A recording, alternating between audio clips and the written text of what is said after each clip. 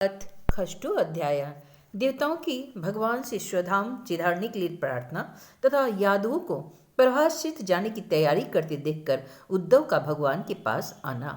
श्री सुखदेव जी कहते हैं, परीक्षित, जब देवर्षि नारद वसुदेव जी को उपदेश देकर चले गए तब अपने पुत्र शनकादिकों को देवताओं और प्रजापतियों के साथ ब्रह्मा जी, भूतगणों के साथ सर्वेश्वर महादेव जी और मरुदगणों के साथ देवराज इंद्र द्वारिका नगरी में आए। साथ ही सभी आदित्यगण, आठों वसु, अश्विनी कुमार, ऋभु, अंगिरा के वंशज ऋषि, 11 रुद्र, विश्वदेव, शाध्यगण, गंधर्व, अप्सराय, नाग, सिद्ध, चारण, गुहक, ऋषि, पितर, विद्याधर और किन्नर भी वहां पहुंचे। इन लोगों के आगमन का उद्देश्य यह था कि मनुष्य का सा मनोहर वेश धारण करने वाले और अपने श्याम सुंदर विग्रह से सभी लोगों का मन अपनी ओर खींचकर रमा लेने वाले भगवान श्री कृष्ण का दर्शन करें, क्योंकि इस समय उन्होंने अपना श्री विग्रह प्रकट करके उसके द्वारा तीनों लोकों में ऐसी पवित्र कीर्ति का विस्तार किया है जो समस्त लोगों के पाप ताप को सदा के लिए मिटा देती है। द्वारिकापुरी सब प्रकार की संपत्ति और ऐश्वर्य से समृद्ध तथा अलौकिक दीप्य से दैदीप्यमान हो रही थी। वहां आकर उन लोगों ने अनूठी छवि से युक्त भगवान श्री कृष्ण के दर्शन किए। भगवान के रूप माधुरी का निर्निमेष नैनों से पान करने पर भी उनके नयन तृप्त न हो रहे थे। वे एकटक उन्हें बहुत देर तक देखते रहे। उन लोगों ने स्वर्ग के उद्यान, नंदन वन, चैत्ररथ आदि के दिव्य पुष्पों से जगदीश्वर भगवान श्री कृष्ण को ढक दिया और चित्र विचित्र पदों तथा अर्थों से युक्त वाणी के द्वारा उनकी स्तुति करने लगे। देवताओं ने प्रार्थना की, स्वामी, कर्मों के विकट फंदों से छूटने की इच्छा वाले मुमुक्षुजन भक्ति भाव से अपने हृदय में जिसका चिंतन करते रहते हैं, आपके उसी चरण कमल को हम लोगों ने अपनी बुद्धि, हृदय, प्राण, मन और वाणी से साक्षात नमस्कार किया है। ओह, आश्चर्य है हे अजीत, आप माई के रज आदि गुणों में स्थित होकर इस अचिंत्य नाम रूपात्मक प्रपंच की त्रिगुणमयी माया के द्वारा अपने आप में ही रचना कर लिए पालन करते हैं, संहार करते हैं। यह सब करते हुए भी इन कर्मों से आप लिप्त नहीं है, क्योंकि आप राग द्वेष आदि दोषों से सर्वथा मुक्त है और अपने निरावरण अखंड स्वरूपभूत परमानंद में मग्न रहते हैं। स्तुति करने योग्य परमात्मन, जिन मनुष्यों के चित्तवृत्ति राग द्वेष आदि से कलुषित है, वे उपासना, वेदाध्ययन, दान, तपस्या और यज्ञ आदि कर्म भले ही करे, परंतु उनकी वैसी शुद्धि नहीं हो सकती जैसी श्रवण के द्वारा संपुट शुद्धांतकरण सज्जन पुरुषों की आपकी लीला कथा कीर्ति के विषय में दिनों दिन बढ़कर परिपूर्ण होने वाली श्रद्धा से होती है। मननशील मुमुक्षुजन मोक्ष प्राप्ति के लिए अपने प्रेम से पिघले हुए हृदय के द्वारा जिन्हें लिए लिए फिरते हैं, 5 रात्रि विधि से उपासना करने वाले भक्तजन समान ऐश्वर्य की प्राप्ति के लिए वासुदेव, शंकरशन, प्रद्युम्न और अनिरुद्ध इस चतुर्व्यूह के रूप में जिनका पूजन करते हैं और जितेंद्रिय धीर पुरुष स्वर्गलोक का अतिक्रमण करके भगवत धाम की प्राप्ति के लिए तीनों समय जिनकी पूजा क्या करते हैं, याज्ञिक लोग तीनों वेदों के द्वारा बतलाई हुई विधि से अपने संयत हाथों से हविष्य लेकर यज्ञ कुंड में आहुति देते हैं और उन्हीं का चिंतन करते हैं।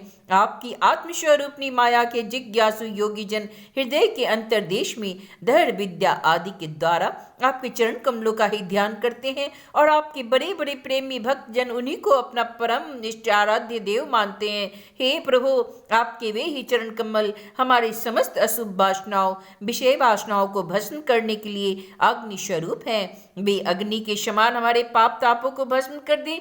हे प्रभु, यह भगवती लक्ष्मी आपके वक्ष स्थल पर मुरझाई हुई बासी बनमाला में भी शौत की तरह स्पर्धा रखती है, फिर भी आप उनकी परवाह न कर भक्तों के द्वारा इस बासी माला की सही की पूजा से प्रेम से स्वीकार करते हैं। ऐसे भक्त वत्सल प्रभु के चरण कमल सर्वदा हमारी विषय वासनाओं को जलाने वाले अग्नि रूप हो। हे अनंत, वामनावतार में दैत्यराज बलि की दी हुई पृथ्वी को नापने के लिए जब आपने अपना पग उठाया था तो वह सत्यलोक में पहुंच गया था। तब ऐसा जान पड़ता था मानो कोई बहुत बड़ा विजय ध्वज है। ब्रह्मा जी के पखाड़ने के बाद उससे गिरती हुई गंगा जी के जल की 3 धाराएं ऐसी जान पड़ती थी मानो उसमें लगी हुई 3 पताकाएं फहरा रही हो। उसे देखकर असुरों की सेना भयभीत हो गई थी और देवसेना निर्भय। आपका वह चरण कमल साधु स्वभाव पुरुषों के लिए आपके धाम वैकुंठ लोक की प्राप्ति का और दुष्टों के लिए अधोगति का कारण है। हे भगवान, आपका वही पाद पद हम भजन करने वालों से के सारे पाप ताप को धो दे, बहा दे। ब्रह्मा आदि जितने भी शरीरधारी हैं वे सत्व रज तम इन तीनों गुणों के परस्पर विरोधी त्रिविध भावों को टक्कर से जीते मरते हैं। वे सुख दुख के थपेड़ों से बाहर नहीं है और ठीक वैसे ही आपके बस में है जैसे नथे हुए बैल अपने स्वामी के बस में है। आप उनके लिए भी काल स्वरूप है। उनके जीवन का आदि मध्य और अंत आपके ही अधीन है। इतना ही नहीं, आप प्रकृति और पुरुष से भी बड़े स्वयं पुरुषोत्तम है। आपके चरण कमल हम लोगों का कल्याण करे। हे प्रभु, आप इस जगत की उत्पत्ति, स्थिति और प्रलय के परम कारण है, क्योंकि शास्त्रों ने ऐसा ही कहा है। आप प्रकृति, पुरुष और महतत्व के भी नियंत्रण करने वाले काल है। शीत, ग्रीष्म और वर्षा काल रूप 3 नाभियों वाले संवत्सर के रूप में सबको क्षय की ओर ले जाने वाले काल आप ही हैं। आपकी गति अबाध और गंभीर है। आप स्वयं पुरुषोत्तम है। यह पुरुष आपसे शक्ति प्राप्त करके अमोघ वीर्य हो जाता है और फिर माया के साथ संयुक्त होकर विश्व के महतत्व रूप गर्भ का स्थापन करता है। इसके बाद वह महतत्व त्रिगुणमयी माया का अनुसरण करके पृथ्वी, जल, तेज, वायु, आकाश, अहंकार और मन रूप 7 आवरणों वाले इस सुवर्ण वर्ण ब्रह्मांड की रचना करता है। इसलिए हे ऋषिकेश, आप समस्त चराचर जगत के अधीश्वर है।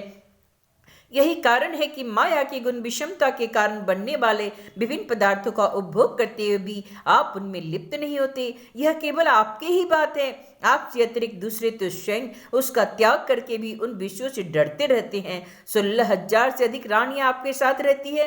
वे सब अपनी मंद मंद मुस्कान और तिरछी चितवन से युक्त मनोहर भावों के इशारों से और सुर तालापों से प्रौढ़ सम्मोह कामबान चलाती है और काम कला की विविध रीतियों से आपका मन आकर्षित करना चाहती है, परंतु फिर भी वे अपनी पुष्ट कामबानों से आपका मन तनिक भी न डिगा सकी। वे असफल ही रही। आपने त्रिलोकी को पाप राशियों की धो बहाने के लिए 2 प्रकार की पवित्र नदियां बहा रखी है। एक तो आपकी अमृतमय लीला से भरी कथा नदी और दूसरी आपके पाद प्रक्षालन के जल से भरी गंगा जी। अतः सत्संग से भी विवेकी जन कानों के द्वारा आपकी कथा नदी में और शरीर के द्वारा गंगा जी में गोता लगाकर दोनों ही तीर्थों का सेवन करते हैं और अपने पाप ताप को मिटा देते हैं। श्री सुखदेव जी कहते हैं, परीक्षित, समस्त देवताओं और भगवान शंकर के साथ ब्रह्मा जी ने इस प्रकार भगवान की स्तुति की। इसके बाद वे प्रणाम करके अपनी धाम जाने के लिए आकाश में स्थित होकर भगवान से इस प्रकार कहने लगे। ब्रह्मा जी ने कहा, हे स्वात्मीन प्रभु, पहले हम लोगों ने आपसे अवतार लेकर पृथ्वी का भार उतारने की प्रार्थना की थी। सो यह काम आपने हमारी प्रार्थना के अनुसार ही यथोचित रूप से पूरा कर दिया। आपने सत्यपरायण साधु पुरुषों के कल्याणार्थ धर्म की स्थापना कर दी और दसों दिशाओं में ऐसी कीर्ति फैला दी जिसे सुन सुनाकर सब लोग अपने मन का मैल मिटा दे। आपने यह सर्वोत्तम रूप धारण करके ये दुवंश में अवतार लिया और जगत के हित के लिए उदारता और पराक्रम से भरी अनेक लीलाएं की। हे प्रभु, कलयुग में जो साधु स्वभाव मनुष्य आपकी लीलाओं का श्रवण कीर्तन करेंगे वे सुगमता से ही इस अज्ञान रूप अंधकार से पार हो जाएंगे। हे पुरुषोत्तम सर्वशक्तिमान प्रभु, आपको यदुवंश में अवतार ग्रहण किए 125 वर्ष बीत गए हैं। हे सर्वाधार, अब हम लोगों का ऐसा कोई काम बाकी नहीं रहा जिसे पूर्ण करने के लिए आपको यहाँ रहने की आवश्यकता है। ब्राह्मणों के शाप के कारण आपका यह कुल भी एक प्रकार से नष्ट हो ही चुका है। इसलिए हे वैकुंठनाथ, यदि आप उचित समझे तो अपने परम धाम में पधारिए और अपने सेवक को, हम लोकपालों को तथा हमारे लोगों का पालन पोषण कीजिए। भगवान श्री कृष्ण ने कहा, ब्रह्मा जी, आप जैसा कहते हैं मैं पहले ही वैसा निश्चय कर चुका हूँ। मैंने आप लोगों का सब काम पूरा करके पृथ्वी का भार उतार दिया है, परंतु अभी एक काम बाकी है और वह यह है, यदुवंशी बल, विक्रम, वीरता, शूरता और धन संपत्ति से उन्मत्त हो रहे हैं। ये सारी पृथ्वी को ग्रस्त लेने पर तुले हैं। इन्हें मैंने ठीक वैसे ही रोक रखा है जैसे समुद्र को उसके तट की भूमि यदि मैं घमंडी और उच्छृंख यदुवंशियों का ये विशाल वंश नष्ट किए बिना चला जाऊंगा तो ये सब मर्यादा का उल्लंघन करके सारे लोगों का संहार कर डालेंगे। हे निष्पाप ब्रह्मा जी, अब ब्राह्मणों के शाप से इस वंश का नाश तो प्रारंभ हो चुका है, इसका अंत हो जाने पर मैं अपनी धाम में होकर ही आऊंगा। श्री सुखदेव जी कहते हैं, परीक्षित, जब अखिल लोकाधिपति भगवान श्री कृष्ण ने इस प्रकार कहा तब ब्रह्मा जी ने उन्हें प्रणाम किया और देवताओं के साथ वे अपनी धाम को चले गए। उनके जाते ही द्वारिकापुरी में बड़े बड़े अपशगुन, बड़े बड़े उत्पात उठ खड़े हुए। उन्हें देखकर यदुवंश के बड़े बूढ़े भगवान श्री कृष्ण के पास आए। भगवान श्री कृष्ण ने उनसे यह बात कही। भगवान श्री कृष्ण ने कहा, गुरुजनों, आजकल द्वारिका में जिधर देखिए उधर ही बड़े बड़े अपशगुन और उत्पात हो रहे हैं। आप लोग जानते ही हैं, ब्राह्मणों ने हमारे वंश को ऐसा शाप दे दिया है जिसे टाल सकना बहुत ही कठिन है।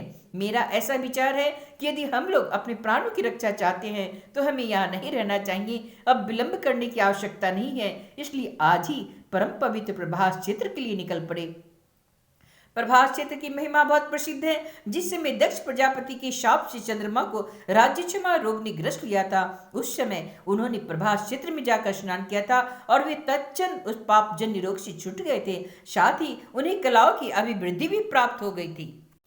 हम लोग भी प्रभास क्षेत्र में चलकर स्नान करेंगे, देवता एवं पितरों का तर्पण करेंगे, साथ ही अनेकों गुण वाले पकवान तैयार करके श्रेष्ठ ब्राह्मणों को भोजन कराएंगे। वहां हम लोग उन सत्पात्र ब्राह्मणों को पूरी श्रद्धा से बड़ी बड़ी दान दक्षिणा देंगे और इस प्रकार उनके द्वारा अपने बड़े बड़े संकटों को वैसे ही पार कर जाएंगे जैसे कोई जहाज के द्वारा समुद्र पार कर जाए। श्री सुखदेव जी कहते हैं, हे कुलनंदन, जब भगवान श्री कृष्ण इस प्रकार आज्ञा दिए तब यदुवंशियों के एक मत से प्रभास क्षेत्र जाने का निश्चय कर लिया और सब अपने अपने रथ सजाने जोतने लगे। हे परीक्षित, उद्धव जी भगवान श्री कृष्ण के बड़े प्रेमी और सेवक थे। उन्होंने जब यदुवंशियों की यात्रा की तैयारी करते देखे, भगवान की आज्ञा सुनी और अत्यंत घोर अपशगुन देखे, तब वे जगत के एकमात्र अधिपति भगवान श्री कृष्ण के पास एकांत में गए, उनके चरणों पर अपना सिर रखकर प्रणाम किया और हाथ जोड़कर उनसे प्रार्थना करने लगे। उद्धव जी ने कहा, हे योगेश्वर, आप देव आदि देवों के भी अधीश्वर हैं। आपकी लीलाओं के श्रवण कीर्तन से जीव पवित्र हो जाता है। आप सर्वशक्तिमान परमेश्वर है। आप चाहते तो ब्राह्मणों के शाप को मिटा सकते थे, परंतु आपने वैसा नहीं किया। इससे मैं ये समझ सक गया कि अब आप यदुवंश का संहार करके इसे समेटकर अवश्य इस लोक का परित्याग कर देंगे। परंतु घुंघराले अलकों वाले श्याम सुंदर, मैं आधे क्षण के लिए भी आपके चरण कमलों के त्याग की बात सोच भी नहीं सकता। मेरे जीवन सर्वस्व मेरे स्वामी, आप मुझे अपनी धाम में ले चलिए। हे प्यारे कृष्ण, आपकी एक एक लीला मनुष्यों के लिए परम मंगलमयी और कानों के लिए अमृत स्वरूप है। जिसे एक बार उस रस का चस्का लग जाता है, उसके मन में फिर किसी दूसरी वस्तु के लिए लालसा ही नहीं रह जाती। हे प्रभु, हम तो उठते बैठते सोते जागते घूमते फिरते आपके साथ रहे हैं। हमने आपके साथ स्नान किया, खेले भोजन किया, कहाँ तक गिनावे। हमारी एक एक चेष्टा आपके साथ होती रही। आप हमारे प्रियतम हैं और तो क्या, आप हमारी आत्मा ही हैं। ऐसी स्थिति में हम अपने प्रेमी भक्त आपको कैसे छोड़ सकते हैं। हमने आपकी धारणा की हुई माला पहनी है, आपके लगाए हुए चंदन लगाए हैं, आपके उतारे हुए वस्त्र पहने हैं और आपके धारण किए हुए गहनों से अपने आप को सजाते रहे हैं। हमें आपकी जुठन खाने की आदत है, इसलिए हम आपकी माया का पर अवश्य विजय प्राप्त कर लेंगे। अतः हे प्रभु, हमें आपकी माया का डर नहीं है। डर है तो केवल आपके वियोग का। हम जानते हैं कि माया को पार कर लेना बहुत कठिन है। बड़े बड़े ऋषि मुनि दिगंबर रहकर और आजीवन नैष्ठिक ब्रह्मचर्य का पालन करके अध्यात्म विद्या के लिए अत्यंत परिश्रम करते हैं। इस प्रकार की कठिन साधना से उन सन्यासियों के हृदय निर्मल हो पाते हैं और तब कहीं वे समस्त वृत्तियों को शांति रूप नैष्कर्म्य अवस्था में स्थित होकर आपके ब्रह्म नामक धाम को प्राप्त होते हैं। महायोगेश्वर, हम लोग तो कर्म मार्ग में ही भ्रम भटक रहे हैं, परंतु इतना निश्चित है कि हम आपके भक्तजनों के साथ आपके गुणों और लीलाओं की चर्चा करेंगे तथा मनुष्य की सी लीला करते हुए आपने जो कुछ किया यह कहा है उसका स्मरण कीर्तन करते रहेंगे। साथ ही आपकी चाल ढाल, मुस्कान, चितवन और हास प्रयास की स्मृति में तल्लीन हो जाएंगे। केवल इसी से हम दुष्ट माया को पार कर लेंगे। इसलिए हमें माया से पार जाने की नहीं, आपके विरह की चिंता है। आप हमें छोड़िए नहीं, साथ ले चलिए। श्री सुखदेव जी कहते हैं, परीक्षित, जब उद्धव जी ने देव की नंदन भगवान श्री कृष्ण से इस प्रकार प्रार्थना की तब उन्होंने अपने अनन्य प्रेमी सखा एवं सेवक उद्धव जी से कहा। इति श्रीमद्भागवती महापुराणे ब्रह्मचासंहितायां एकादश स्कंदे षष्ठोऽध्याय।